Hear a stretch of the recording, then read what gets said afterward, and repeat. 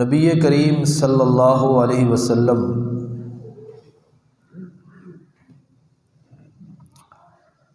مدینہ طیبہ میں تشریف فرما تھے،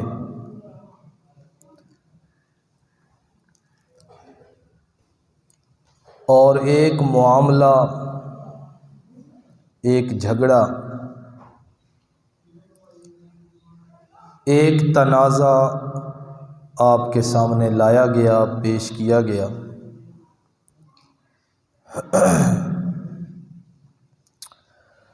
نبی پاک صلی اللہ علیہ وسلم نے باتیں سنی ان کی،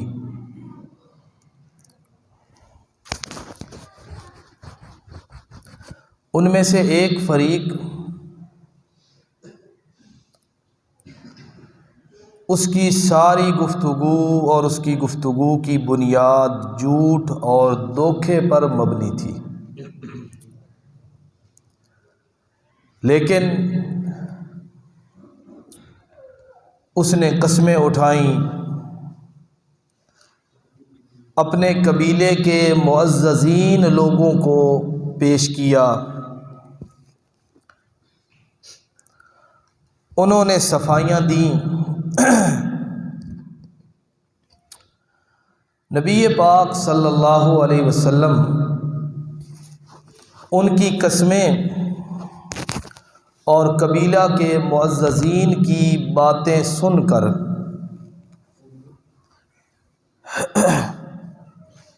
فیصلہ ان کے حق میں کر دیا۔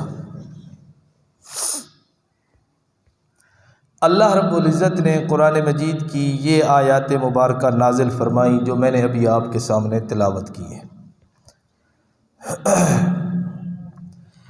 اس واقعہ کی تفصیل یہ ہے کہ عبیرک نامی ایک قبیلہ مدینہ طیبہ کے اندر رہتا تھا،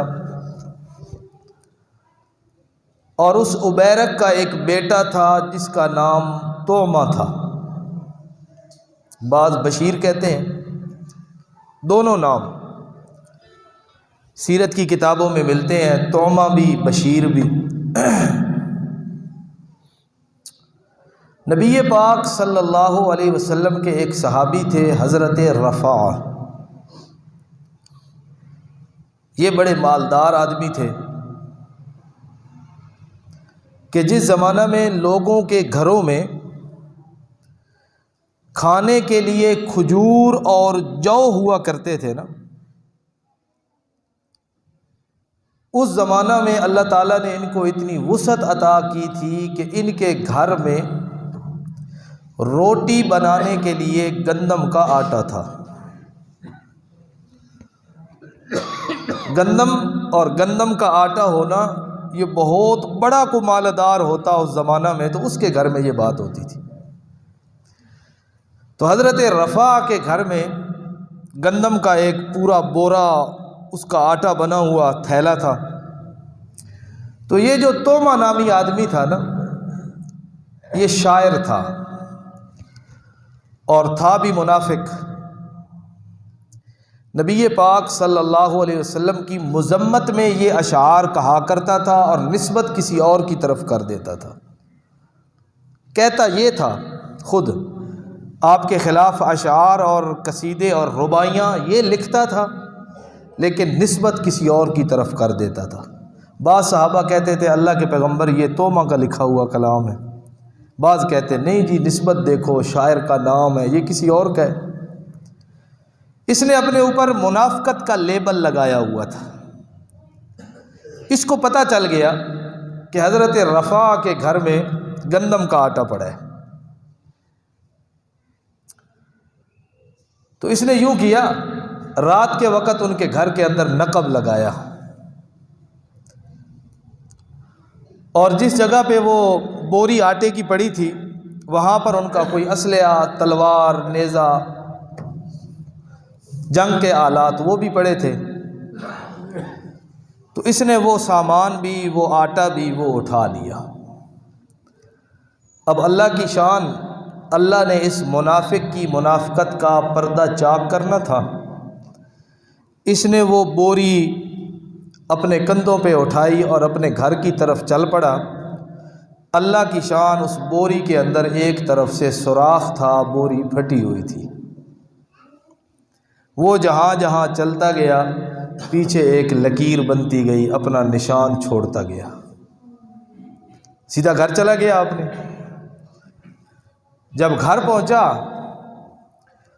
تو اسے محسوس ہوا کہ یہ کیا، تو اس نے باہر نکل کے وہ نشان وغیرہ کو مٹایا، اور وہ جو آٹے کا تھیلا اور آٹے کی جو بوری تھی اس کو اٹھا کے، پڑوسی تھا یہودیوں کا ایک گھر، اس یہودی کا نام تھا زید بن یاسمین، زید نام تھا اس کا، زید نامی یہودی کے گھر جا کر وہ بوری رکھ دی آٹے کی۔ حضرت رفاع صبح کے وقت جب انہیں پتہ چلا تو انہوں نے اپنے بھتیجے، ان کے بھتیجے کا نام تھا حضرت قتادہ رضی اللہ تعالی عنہ، انہوں نے اپنے بھتیجے حضرت قتادہ کو کہا کہ اس معاملے کی تحقیق کرو، تفتیش کرو کہ کس نے ہمارے گھر کے اندر نقب لگائی ہے، چوری کی ہے۔ تو حضرت قتادہ اپنے طور پر تحقیق تفتیش کے اندر لگ گئے۔ کسی بتانے والے نے بتایا کہ توما کے گھر کے اندر گندم کے آٹے کی روٹیاں بنائی گئی ہیں، کسی بتانے والے نے بتا دیا۔ تو ان کو پتہ تھا کہ یہ تو غریب لوگ ہیں، ان کے گھر میں تو گندم کا آٹا نہیں ہو سکتا۔ تو باتوں باتوں میں وہ لگے رہے، تحقیق میں، تفتیش میں لگے۔ وہ ان کی تحقیق اس نتیجہ پر پہنچی کہ ہمارے گھر سے اس گندم اور اس آٹے کا تھیلا چرانے والا یہ توما ہے۔ جب اس کو پتہ چلا نا، اس نے کہا جی آئیں ہمارے گھر کی تلاشی لیں، دیکھیں اگر آپ کا مال مسروقہ ہمارے گھر سے برآمد ہوتا ہے تو ہم چور ہیں۔ تو وہ ان کے گھر میں تو تھا نہیں، تو انہی کے گھر سے کسی نے کہا کہ وہ تو فلاں یہودی کے گھر میں ہے۔ تو دیکھا گیا تو وہ چوری کا مال اس یہودی کے گھر میں پڑا تھا۔ اب یہ سارا معاملہ اور یہ سارا قضیہ نبی پاک صلی اللہ علیہ وسلم کے سامنے لایا گیا۔ یہ سارے بات آپ کو سمجھ آ گئی کہ چوری کرنے والا وہ منافق، اور الزام اس نے لگا دیا اس یہودی کے ذمہ۔ ابھی حضرت قتادہ یا حضرت رفاع نبی پاک کے پاس نہیں آئے یہ معاملہ لے کے، اس سے پہلے وہ توما اور اس کے خاندان کے لوگ اور اس کے بھائی اور خاندان کے کچھ معززین کو لے کے نبی پاک کے پاس پہلے آ گیا، اور اس نے آ کر کہا اللہ کے پیغمبر، آپ کے ساتھی قتادہ اور اس کا چچا رفاع یہ دونوں ہمارے اوپر چوری کا الزام لگا رہے ہیں، حالانکہ ہم اس چوری سے بری ہیں، ہم نے ان کا مال نہیں چرایا، جن کے گھر سے وہ سامان برآمد ہوا ہے وہی ان کے چور ہیں، وہی ان کے کیا ہیں؟ چور ہیں۔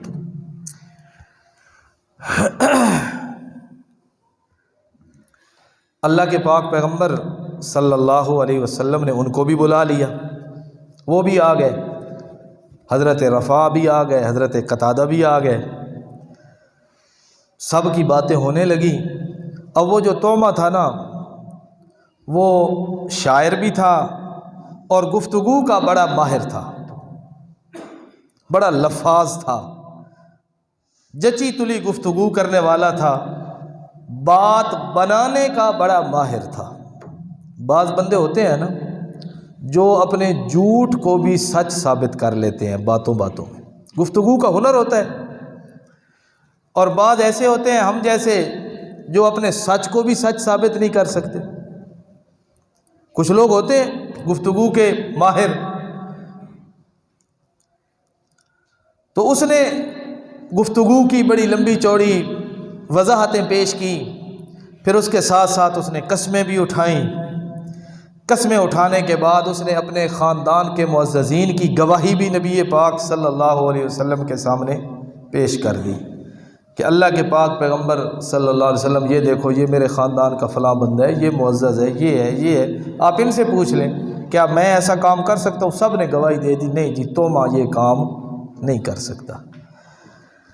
نبی علیہ الصلوۃ والسلام نے جھڑک دیا، تنبیہ کر دی حضرت قتادہ اور رفاع کو کہ بلا وجہ آپ ان کے اوپر الزام لگا رہے ہیں، یہ تمہارے لگائے گئے الزام سے بری ہیں، انہوں نے قسمیں اٹھائی ہیں، ان کے پاس اپنے صفائی کے لیے بندے موجود ہیں، ان کا یہ کام نہیں ہے، یہ اسی یہودی کا کام ہے۔ قریب تھا کہ نبی پاک صلی اللہ علیہ وسلم یہ کہنے کے بعد اب نبی علیہ السلام نے اگلا حکم دینا تھا کہ یہودی کے اوپر چوری کی وہ سزا جاری کرنی تھی۔ نبی علیہ الصلوۃ والسلام کے یہ حکم دینے سے پہلے اللہ رب العزت نے قرآن مجید کی آیات نازل فرما دی۔ اسی طرح کا واقعہ ایک اور بھی ہوا۔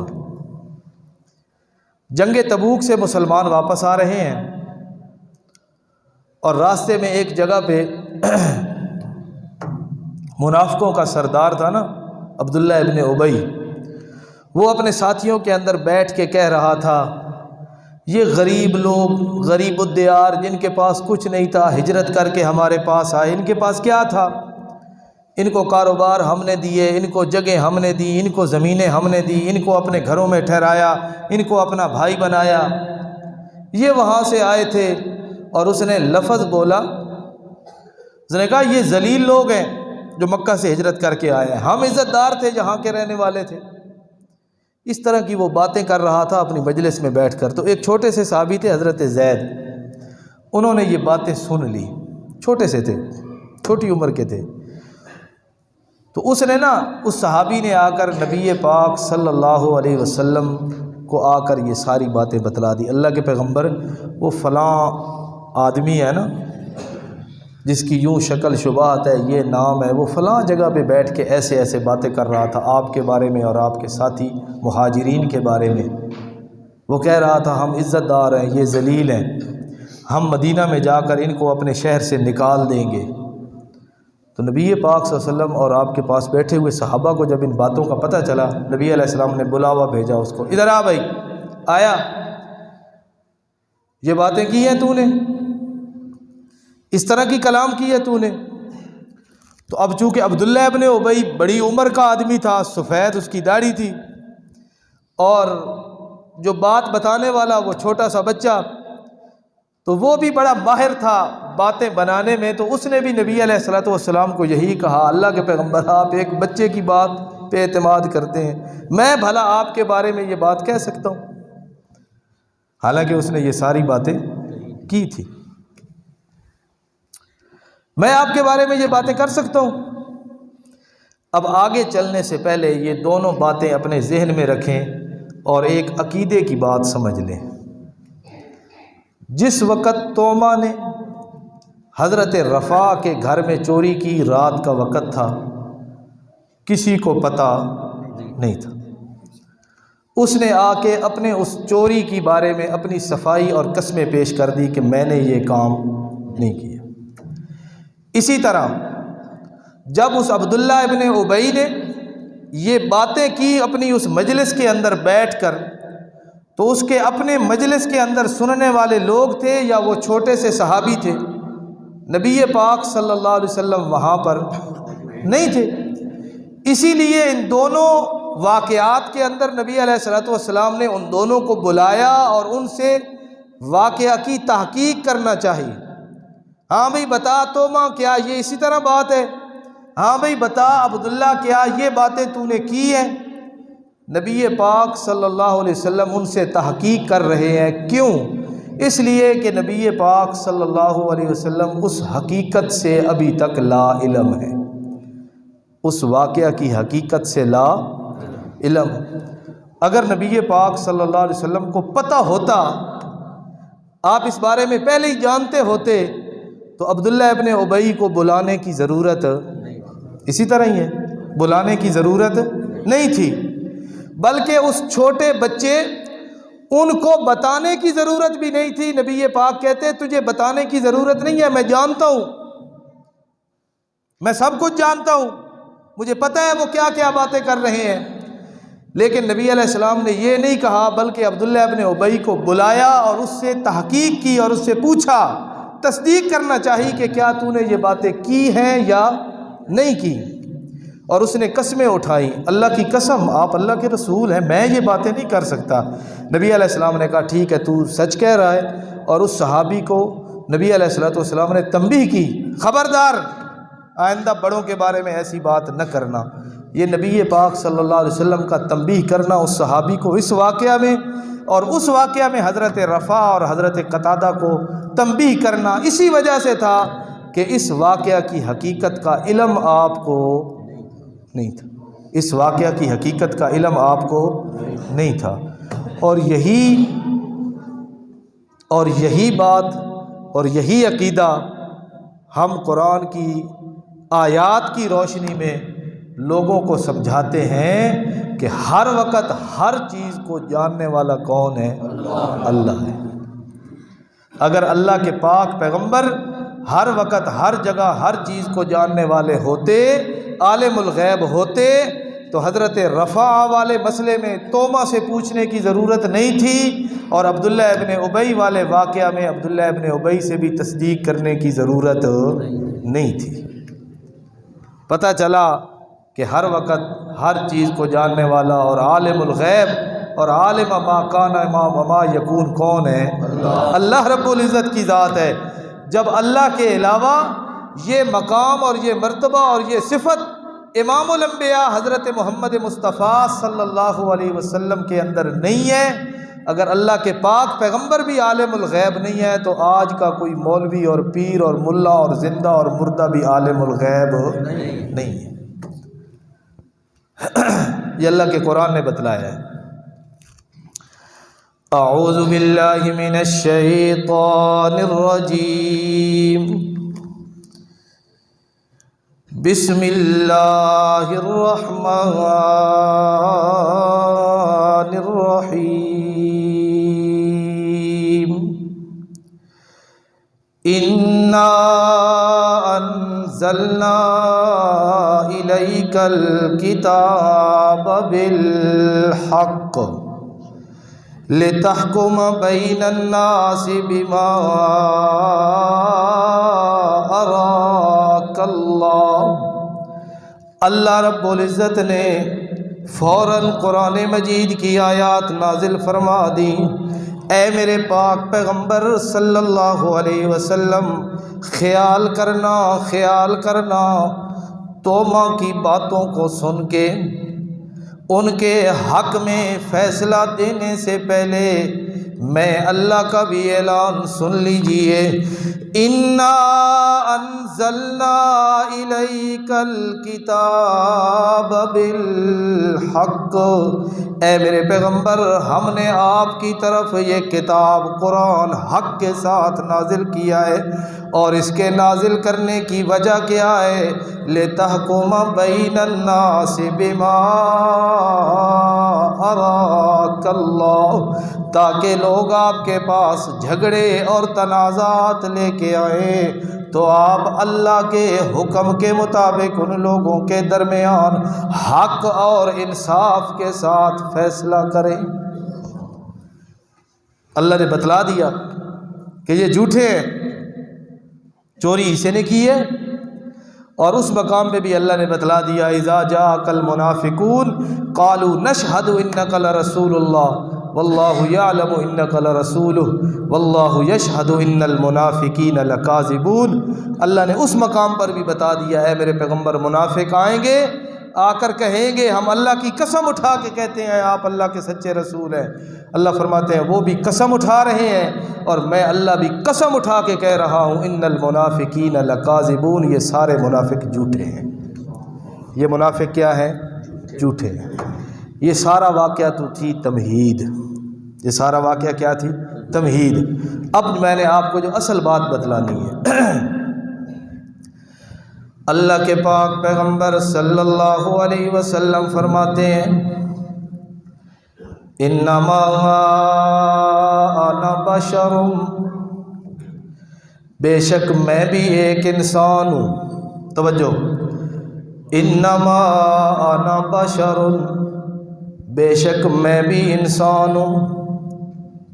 ایک اور حدیث اللہ کے پاک پیغمبر فرماتے ہیں انما انا بشر مثلکم یاکل کما یاکل البشر انسا کما ینسى البشر. اللہ کے پاک پیغمبر فرماتے ہیں جیسے تم انسان ہو اور بحیثیت انسان تم کھاتے پیتے بھی ہو، کبھی بھول بھی جاتے ہو. انما انا بشر مثلکم، میں بھی انسان ہوں جیسے تم انسان ہو.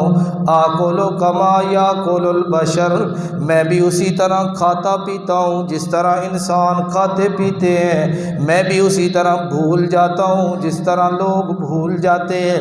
اور اس مقام پہ اللہ کے پاک پیغمبر فرماتے ہیں انما انا بشر لعل بعضکم الحن بحجتہ من بعض. اللہ کے پاک پیغمبر فرماتے ہیں میں بھی انسان ہوں، ہو سکتا ہے دو جھگڑا کرنے والے بندے میرے پاس آ جائیں اور ان میں سے ایک بندہ اپنی گفتگو کرنے کا بڑا ماہر ہو، ایک بندہ اپنے جھوٹ کو سچ ثابت کرنے کے اندر بڑا ماہر ہو، ایک بندہ اپنی بات بنانے کا بڑا ماہر ہو.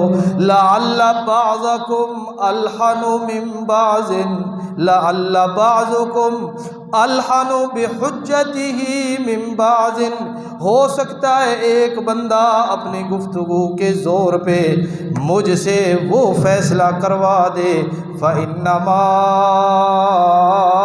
اقضی علی نحو ما اسمع، اس بندے کی گفتگو سن کے میں اس کے حق میں فیصلہ کر دوں، اور جو بیچارہ حقدار ہو وہ اپنی بات کو ثابت نہ کر سکے، اور جو ظالم ہو وہ اپنی گفتگو کے زور پر، وہ اپنی باتوں کے زور پر، وہ اپنی قسموں کے زور پر، وہ اپنے سفارشوں کے زور پر، وہ اپنی گواہیوں کے زور پر مجھ سے ایسا فیصلہ کروا دے جو فیصلہ اس کے حق کے اندر نہیں ہے.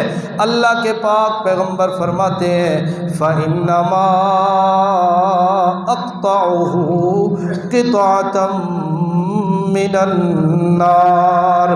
وہ بندہ یہ نہ سمجھے کہ میرے حق میں محمد الرسول اللہ نے فیصلہ کر دیا اب یہ چیز میری ہو گئی. نانا، میں محمد نے اس کو جہنم کی آگ کا ٹکڑا دے دیا ہے. میں محمد نے اس کو جہنم کی آگ کا کیا دے دیا ہے؟ ایک ٹکڑا دے دیا. اب بات سمجھ آئی؟ ہو سکتا ہے ایک بندہ اپنی گفتگو کے لحاظ سے جیت جائے اور میں اس کے حق میں فیصلہ کر دوں اور وہ چیز اس کی نہ ہو. میرے فیصلہ کر دینے کے بعد بھی وہ چیز اس کی بنتی نہیں ہے. ہاں، میں قطعۃ من النار، میں جہنم کی آگ کا ٹکڑا اس کے حوالے کر رہا ہوں. نبی علیہ الصلوۃ والسلام کے پاس دو صحابی آئے زمین کے بارے میں. ایک نے کہا جی اللہ کے پیغمبر یہ میری زمین ہے، دوسرے نے کہا یہ میری ہے. نبی علیہ الصلوۃ، دونوں نے باتیں کی. نبی علیہ السلام نے یہی بات کی جو ابھی میں نے حدیث پڑھی، لعل بعضکم الحن بحجتہ من بعض. ہو سکتا ہے تم میں سے کوئی آدمی زیادہ باتیں کرنے والا ہو، باتیں بنانے والا ہو. تو خیال کرنا میرے فیصلے کے بعد بھی اگر وہ زمین حقیقت میں اس کی نہیں تھی تو اس کی نہیں ہوگی. نبی علیہ السلام نے جب یہ بات کی نا تو وہ دونوں صحابی کہنے لگے اللہ کے پیغمبر میری نہیں ہے، یہ میرے بھائی کی ہے. دوسرے نے کہا نہیں جی اللہ کے پیغمبر میری بھی نہیں ہے، یہ اس کی ہے. دونوں نے اپنے اپنے حق سے کیا کر دیا؟ دستبرداری کا اعلان کر دیا. نبی علیہ السلام نے فرمایا اب جب کہ تم دونوں اس بات کا اقرار کر رہے ہو کہ یہ میری نہیں ہے میرے بھائی کی ہے تو یوں کرو اس کو آدھا آدھا اپنے درمیان تقسیم کر لو، آدھی تو لے لے اور آدھی تو لے. اب یہ حدیث سننے کے بعد اب ہم اپنے گریبانوں میں جھانکیں، اپنے آپ کو دیکھیں. کتنے تنازعات، کتنے جھگڑے اور کتنے کیس ہم ساری زندگی جس پہ پیسہ بھی لگاتے ہیں، وقت بھی لگاتے ہیں، اور دوسرے آدمی کو نیچا دکھانے کے لیے اور اس کو زج کرنے کے لیے اپنا سارا زور لگا دیتے ہیں، اور اس کے بعد حق پہ نہ ہونے کے باوجود ہم عدالت سے کیس جیت کے آتے ہیں اور بغلے بجاتے ہیں، اور ہم لوگوں کو کیا کہتے ہیں؟ یہ تو ہائی کورٹ نے یہ چیز مجھے دی ہے، سپریم کورٹ سے یہ چیز مجھے ملی ہے، جج نے عدالت کے اندر فیصلے میں یہ چیز مجھے دی ہے۔ اللہ کے پاک پیغمبر کہتے ہیں اگر کوئی ناحق فیصلہ میں محمد الرسول اللہ سے بھی ہو جائے اور وہ چیز اس کو مل جائے تو وہ چیز اس کی نہیں ہے، سمجھو وہ اپنے ہاتھ میں جہنم کی آگ کا ٹکڑا لے کے جا رہا ہے۔ قرض کے بارے میں تو ہم سوچتے ہیں بھئی قرض کسی کا دینا ہے، اور جس کے حقوق غصب کیے ہوئے ہیں، جن کی زمینوں پہ ناجائز قبضے کیے ہوئے ہیں، جن کے گھروں کو لوٹا ہوا ہے، جن کے مال اسباب زیورات اور کیا کیا چیزیں معاشرے کے اندر لوگ ایک دوسرے سے چھین لیتے ہیں، لوٹ لیتے ہیں، بات کر کے مکر جاتے ہیں، اور بعض دنیاوی مفاد کے لیے کیا کچھ ہم کرتے ہیں۔ عدالتوں میں کیا ہوتا ہے؟ جو کیس جا کے لکھتے ہیں اس کی بنیاد ہی ساری جھوٹ سے ہوتی ہے۔ تو کیا اللہ رب العزت کو ہم قیامت کے دن وہ عدالت کا حکم نامہ پیش کر دیں گے کہ یا اللہ یہ جج صاحب نے، یہ عدالت نے میرے حق میں فیصلہ کیا تھا؟ اللہ کے پاک پیغمبر نے تو کہا وہ آدمی اپنے ہاتھ میں جہنم کی آگ کا ٹکڑا لے کے جا رہا ہے۔ اللہ اکبر۔ تو ہم نے اپنی روش کو بدلنا ہے۔ نمازیں، روزے، حج، زکاتیں، صدقات، خیرات، اللہ اللہ، تسبیحات، ذکر اذکار، اور ہر وقت اللہ اللہ کرتے رہنا، ان چیزوں کا اپنا ثواب ہے، لیکن نمازیں پڑھنے سے، روزے رکھنے سے کسی کی زمین پہ ناجائز کیا ہوا قبضہ وہ معاف نہیں ہوگا، کسی کا دبایا ہوا حق وہ معاف نہیں ہوگا، کسی کو دیا ہوا دھوکہ وہ معاف نہیں ہوگا، کسی غریب کے ساتھ کیا گیا ظلم وہ معاف نہیں ہوگا، کسی آدمی کا دبایا ہوا قرض وہ معاف نہیں ہوگا کہ کوئی کیا کر لے گا میرا، میں تو اتنا طاقتور ہوں، اتنا پیسے والا ہوں، سفارش ہے، اوپر تک میری بات چلتی ہے، اوپر ایم ایل اے صاحب، ایم پی اے صاحب وہ بھی ہمارے اپنے ہیں، وہ کہہ دیں گے جرت ہے کسی کی۔ بھائی دنیا میں تو چند دن گزار لوگے، لیکن اللہ رب العزت کی عدالت بڑی سخت ہے، وہاں پر نہ کسی کی سفارش چلنی ہے، وہاں پر نہ کسی نے عدالت کا سٹے دکھانا ہے، وہاں پر نہ کسی نے کسی کو سامنے یہ چیز پیش کرنی ہے کہ فلاں نے یہ چیز مجھے دی تھی۔ اللہ کے پاک پیغمبر بتلا کر گئے ہیں کہ چیز وہی ہے جو تیری ہے، اگر میں محمد الرسول اللہ نے بھی تمہاری باتوں کو سن کے تمہارے حق میں فیصلہ کیا اور وہ چیز تیری نہیں تھی تو سمجھو جہنم کی آگ لے کے جا رہا ہے۔ تو پاک پیغمبر صلی اللہ علیہ وسلم کی سیرت کا یہ بھی ایک کیا ہے حصہ ہے کہ انسان ان چیزوں سے بھی بچے اور انسان اپنی قبر اور آخرت کو بھی سنوار لے۔ اللہ پاک عمل کی توفیق عطا فرمائے۔